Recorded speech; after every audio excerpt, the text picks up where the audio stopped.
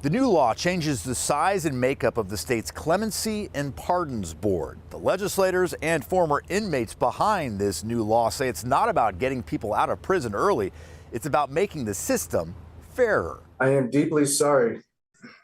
I know my actions left a traumatic scar on people's lives. Today, if an inmate wants to get released or pardoned, they must go before the board's 5 members. House Bill 1131 expands the Clemency and Pardons Board from 5 members to 10 members. That system is getting a shakeup, thanks in part to Gerald Hankerson. I wrote the concepts of this bill when I was incarcerated, thinking about what the process would look like for someone to have done time and the opportunity, the fairness, opportunity to get out. Hankerson, convicted as an accomplice to murder in the 1980s, came up with the idea in his cell more than 20 years ago. Clemency should be granted when the sentence no longer serves the interests of justice. And Waldo Waldron Ramsey, who served almost 30 years for a 1989 Spokane murder, is credited with helping get the bill passed.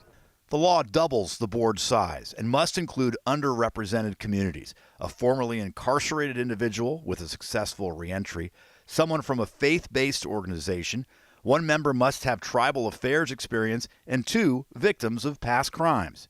The measure narrowly passed. Critics argue the state should instead focus on those impacted by crime. Victims should be treated equally to what the accused are. That is absolutely not what's happening in this state right now. I looked at it like this. At a time that it took a jury to send me to prison, why not a jury help me to come home? Gerald Hankerson was sentenced to life, but in 2009, then-Governor Chris Gregoire commuted his sentence after learning witnesses to the crime originally lied to police. Awesome.